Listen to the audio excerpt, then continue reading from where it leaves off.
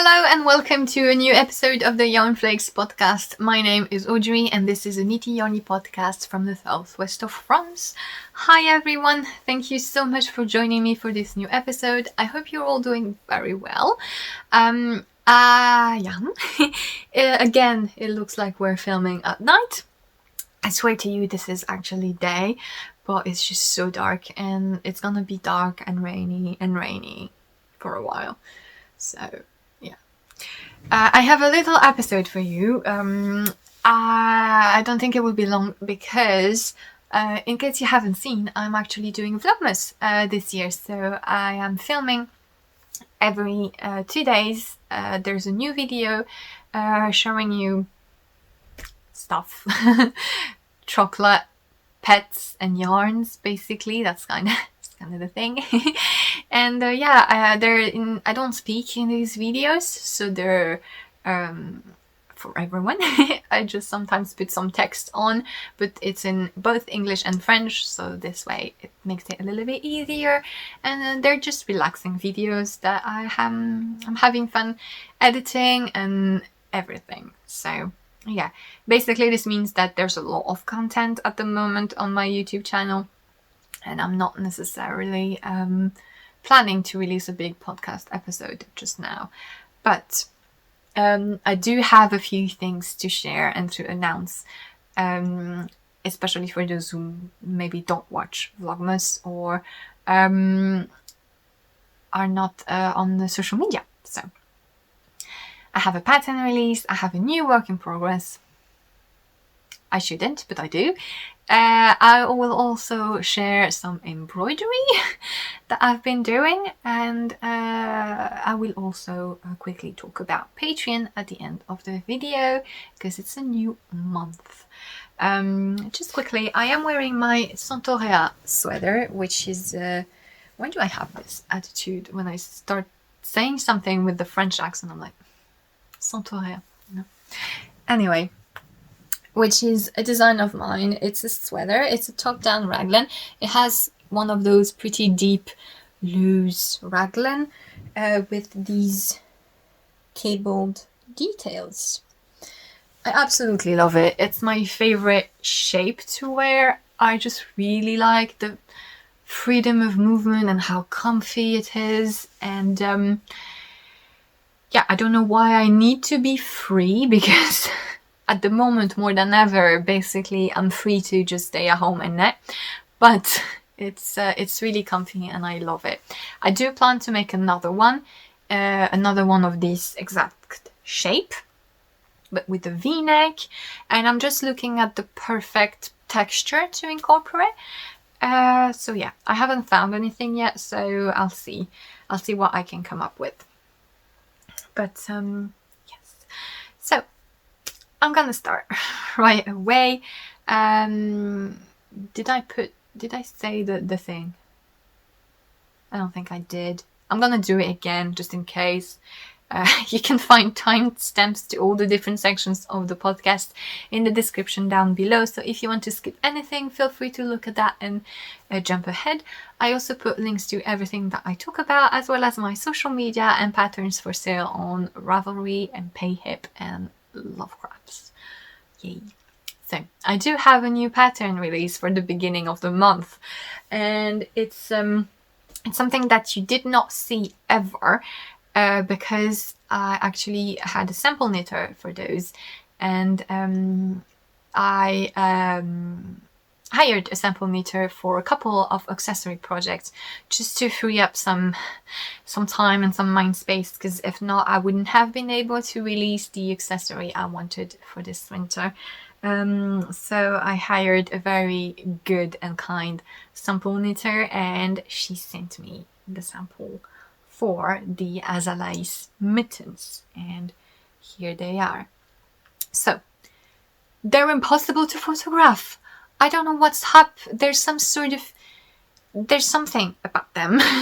Some sort of mystic sort of glitch or something. It's basically I took like the pictures for the design like 3 or 4 times, and it's just on my phone they look okay, And then I have two screens. I have a laptop and another screen to work on. And on the laptop screen, they don't look good. You don't really see the motif. They look weird. And on the big screen, they look amazing and crystal clear. So I don't know what's up with that. So I'm happy that at least in the video, even though I have the big ugly light on, at least you can see the motif because it sort of saves them. So they are colorwork mittens that start with this little geometric cuff with some garter bands. It's something that I used in my Merino mitts, colorwork mitts that I released a couple of months ago. And I really like putting these garter bands. I don't know, they sort of separate the cuff quite well. And then on the top of the mitten, you have this sort of ornamental motif. And so they can be like vase with flowers. I see geckos, because look, that's the little head of the gecko, and this is his legs with his fingers, because you know how they have like big balls at the ends of their fingers. Is it just me? Tell me if I'm insane. So yes, so this is not a geometric motif, you kind of have to look at the chart to do it. But then on the palm side, you have this geometric motif, which sort of breaks the thing, and this is much easier to follow, of course. So it's really nice. I chose to do a thumb on the side because I really felt like it fits me better compared to having it on the palm. Again, palm. This is how we say apple in French, pomme, which is funny. It's not funny, it's just it makes my brain sort of go and it also makes it a bit easier because since you already have that figurative motif, I figured I might as well make the construction easier. And basically having a thumb on the side, it's just a more straightforward construction, and you don't have to pick up the stitches here on the palm and again palm and match the thumbs, the motif. I promise I will stop saying that word. And yeah, I really like them. They're fairly easy and quick to knit. You can use sport weight yarn or fingering weight, it depends on its thickness. Lucy used, my sample knitter, we used Retrosaria Vovo, which is a sport weight yarn from Retrosaria, which is the Portuguese shop in Lisbon. No, in Porto. Where are they? In Lisbon or Porto? I forgot. In Portugal, basically. And the famous Mondim yarn, you all know it. And I got these at a yarn festival last year, and I really wanted to touch Vovo because I thought it was a thinner version of Brusca. Brusca is like a worsted weight yarn, which is pretty dry and rustic and a bit weak when you break it, which is really nice yarn as well. And I thought Vovo was a thinner version of that, but it's not at all. Vovo is so soft. I was really impressed by how soft it is. I do have a sweater quantity of it. I don't know what it will become yet, but I have it, and I'm happy I do. And yeah, these are really good for colorwork and for mittens. I think it's a great yarn. I absolutely love it. And yeah, so they're quick and easy. As usual for colorwork accessories, the pattern gives you instructions on how to adjust the gauge to fit your measurements. So basically when you knit mittens, you have two ways. In the pattern, I give all the explanation, and you have a little formula that you can do to calculate the gauge that you need to get whatever measurements you want. If you were making those for friends, they're not very feminine either, so I think they would work well on a man. You do, boom. And so you can do that, or you can do the more intuitive sort of thing, which basically you knit the cuff, you sort of estimate a needle size that you think would work for you and your yarn, you knit the cuff, and then you try it on and you see if it slides. It needs to slide easily over your wrist and not be too tight, not be too loose. Then the mittens increase a little bit here. And this way, if it's too small, you know you need to knit with a bigger needle size. If it's too big, you knit with a smaller needle size. And you have just knit this, which is not much bigger than an actual swatch. So, you know, I tend to usually do this more intuitive approach to things. But yeah, I really like them. I think they look very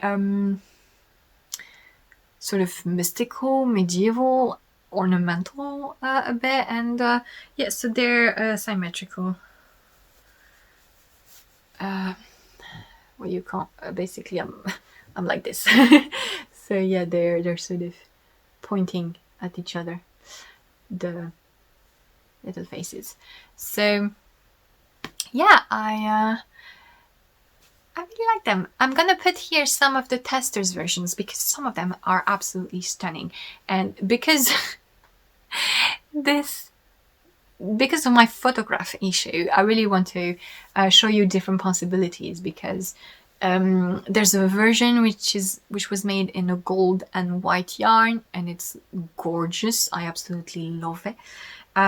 So yeah, I'm gonna put some pictures here, which is gonna take a while to edit, but it's worth it because they're really, really gorgeous versions, and it can give you some inspiration.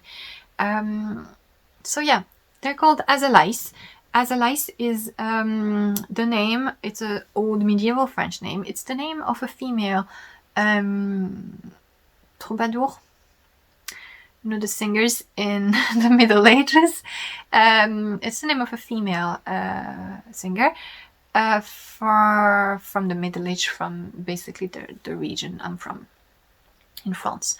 So yeah, there's a little accent on the I, but I don't put it because it's putting accents in things and names on lines when it ends up being the link to a website or something, it gets really messed up. So I just ditched the accent. Linguistic moment for you. When there's these two dots, you know, the accent. Norwegian also has it. Not Norwegian. There's one of the Scandinavian language that has that double dot accent, and it makes you know. In French, it just means that you actually have to say the letter. That's it.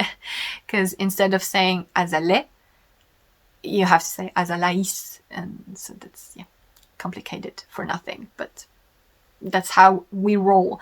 So yeah, I really hope you like them, and like I said, they are available now on all my stores, and on Ravelry you have a little discount for the release. They are 15% off on Ravelry with the code Azalais without the dots.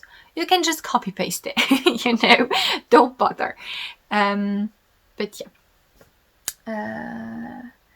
that's it. That's it for this month's pattern release, and I have a new work in progress. So I shouldn't, but I had an idea for a texture. I just woke up one day, and literally I woke up and I just saw squares with different textures and bubbles in between them, and so I quickly drew that. And I had in my stash Cyrano from Rerum Natura, which is their iron/bulky weight version of their woolen span French merino, and this is the white pepper colorway, and it's really, really nice yarn. I absolutely love it. And I had this a sweater quantity because I wanted to make a textured sweater. I didn't know if it was going to be cables, if it was going to be textures with bubbles.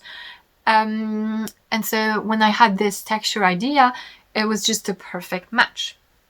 And so I casted it on because I had to. So yeah. So it's going to be a bottom-up crop big sweater with drop shoulders, and this is the texture in question.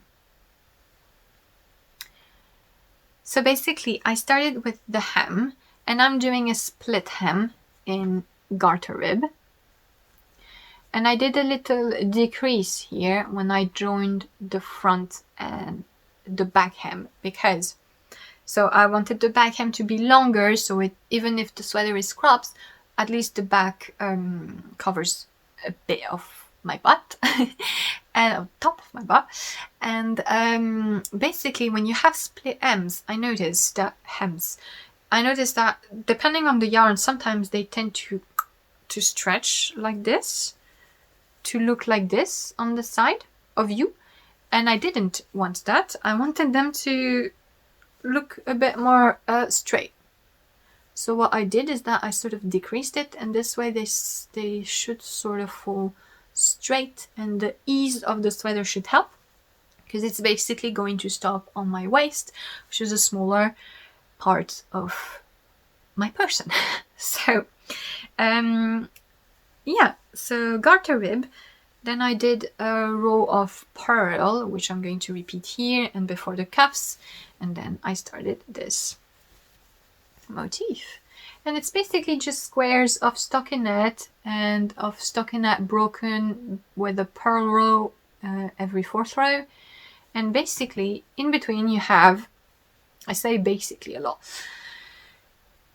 in between you have some garter, and at each intersection you have a little bubble.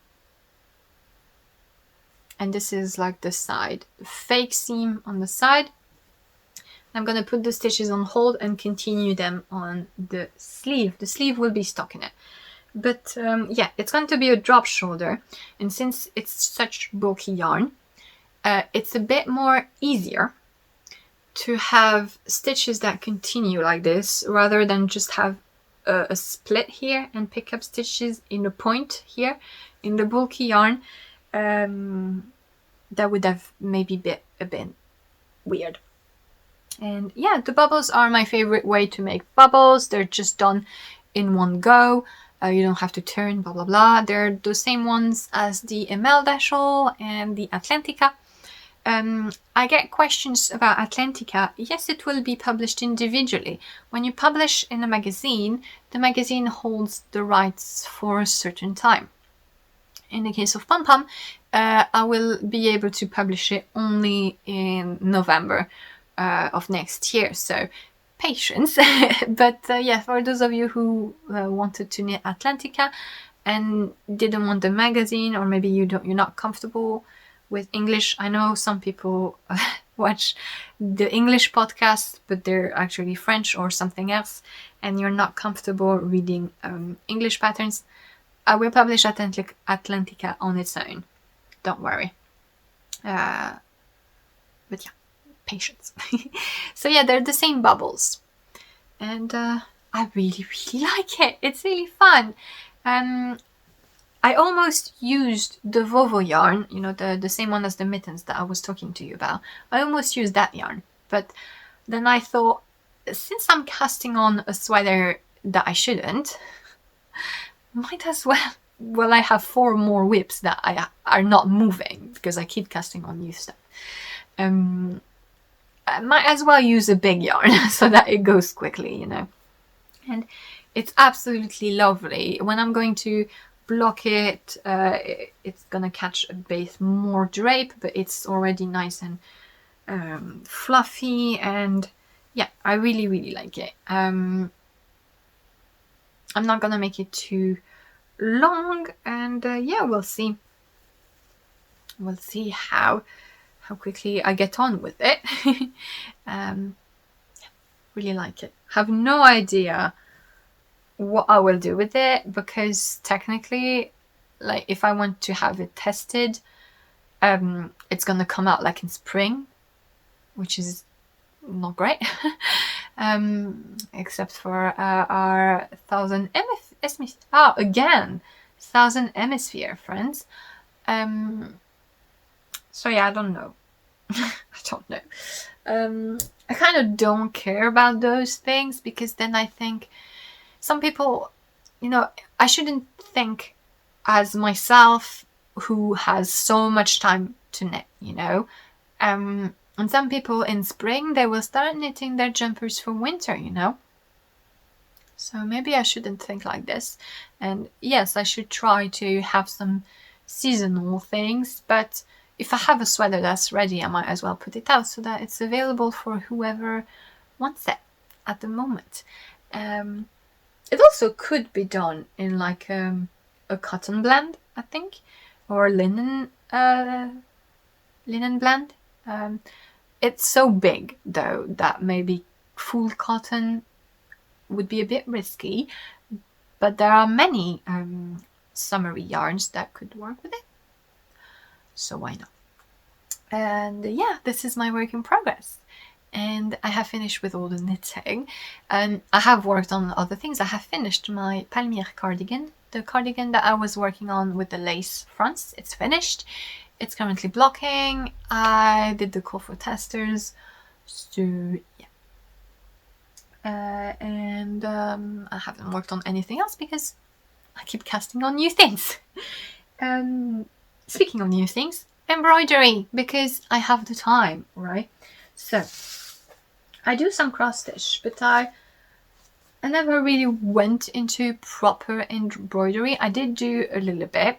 It wasn't terrible, but it wasn't really my thing, until I saw so many people embroidering on their knitted things, on their hand knit sweaters and everything, and it's just, it sort of did a thing in my brain, and now I want to embroider all the things, and I want to do embroidery, etc.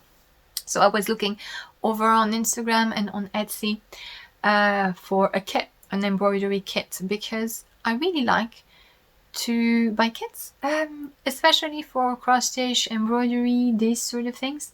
I just think it's so nice to just have everything all together, and you're just taken by the hand. And I really want zero creative freedom when I'm doing cross stitch or embroidery, which is quite ironic, but yeah, I just really want to just do as it says and have everything. I really like it. So I've been looking for some kits, and I came across Falls and Floss, which is a Canadian maker. And basically she sells kits, she sells finished embroideries, she sells the PDFs for the patterns, so you can just get your materials yourself. But she sells kits, and I ordered this one. And this is really the kind of embroidery, like ornamental like this, that I like. I really like flowery things, but there are like details with gradients and everything. I really like it. Maybe it's not the best thing to start with, but that's what I want to do. And if you've been watching me for a while, or you know me at all, I really cannot start something with the simplest beginner-friendly way if it's not what I want to do. If I'm starting a new project or craft, it needs to be what I want to do, because if not, well, then it's just what I won't like it. Even if it's about learning, I'm learning much better when I'm actually doing something that I wanted, even if it's not the beginner thing. However, this is brilliant, because the little booklet that comes with the pattern is so complete. It's great. So you have a detail stitch guide, so it tells you which stitch goes where. It tells you how to do said stitch with the little graph. You can look on YouTube as well, obviously. Like, I knew how to do most of the stitches, like the satin stitch, the French knots, I know them. It's just that sometimes you need to know the proper way. And then what is amazing is that, so you have the color guide, right, that tells you this color is there, and then you have a step-by-step thing, and basically she tells you okay, so you're gonna start doing this stitch on this petal here, and you're gonna do it like this. Then you're gonna add this color, then you're gonna do this and that. Brilliant! That is exactly what I needed, because if I looked at this, and if you just told me here on the petal do satin stitch, what I would have done is I would have done stitches in the light color all the way here, and then I would have done the dark color on the bottom.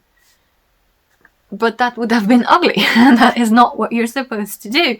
You're supposed to do the full flower in the light color and then add the darker color as an accent on the top. I didn't know that. Maybe that's logical for seasoned embroiderers, but like I would have done it wrong. And yeah, she gives every step, and she tells you specifically because the shape of the drawing is like this, you have to do it a certain way. And this is really, really good for me as a beginner. I could not have started with the most perfect instructions, basically. Really, really cool. And so in the kit you have everything. You have the fabric, you have graphite paper, and I had to Google how to use it because I was not fully capable last night when I did it. I put it backwards. I had a little headache and it was like, I put it backwards and it didn't work. And I was like, why is it not working? So I Googled how to use graphite paper, and as I was Googling it, I realized maybe if I put it the right way. So eventually I did it, and I started and I made the first flower. It's just missing the French knots in the center, but yeah, I made it, and I'm quite shocked at how good it looks.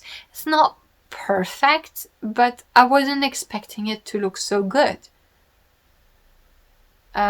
So yeah, it's there are some irregularities, obviously, and things, because for the petals, so this is satin stitch, and you basically go down from the top into the same point here, but like it starts to get really bulky here, and so it's a bit difficult at some point to do it right. But it looks okay. Well, it looks horrible with the light here, the colors, but I'm pretty happy with how it looks. I'm pretty satisfied with myself. So the kit gave me the fabric, the hoop, everything, and the threads. And I was afraid that I was going to run out because you don't have many. And for example, like I only have this left of the light pink here, and I need to use it to do those. But I will have enough, but like just enough. So I was a bit scared. Obviously, I am wasting thread because I'm not doing things in the right order or things because of the beginner factor, I guess. But yeah, it's still gonna work. I should have sewn over the edges because it's fraying and it's a little bit annoying. But yeah, I'm quite happy with it. And a new craft to indulge on, because that's what I needed. But I'm gonna put that here. Yeah, having fun. Having fun. I obviously bought 25 patterns now, and yeah, this is how things goes. Go. I'm finished. That's it. That's everything that I've been making in the past week or so, because we have seen each other quite recently. And yeah, so I'm going to finish this episode with just a little update on Patreon, because it's a new month. We are in December, and so in my Patreon page every month I put up a new video. The video is accessible from the second level, which is €5. And basically this month what I did is that I did a full behind the scenes vlogs. So I recorded myself working and showing you what I was up to for an entire week. It's actually the first time I did a full thing like this. Actually show you how what I do for a full work week. So there's some video editing, pattern writing and translating. There's some design submissions that I'm preparing. I'm also talking about a big project I've been working on. And yeah, I talk about test knitting and everything. So yeah, this is the video for this month on Patreon. The videos are recorded in French, but I do subtitle them in English myself. And in any case, yeah, in Patreon you get also like first access to different things and surprises, etc. And you also have patterns that you can download if you're a Patreon. So there's that. Yeah, I think that's it for this episode.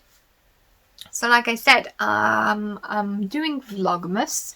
I don't think I will be recording another podcast until the new year, because yeah, I'm gonna have quite a full month. But yeah, if you don't follow me on Instagram, yeah, maybe you could check it out, because I am but during the month I will have some surprises for you, and I won't be able to announce them in the video. I will show them over on Vlogmas, I think. So if you're watching Vlogmas, you're good. But if you're not, yeah, you will see what I'm up to on Instagram, or I will tell you all about it in the new year anyway. So yeah, thank you so much for watching. I hope you enjoyed. I wish you a very happy end of the year, and I will see you next time.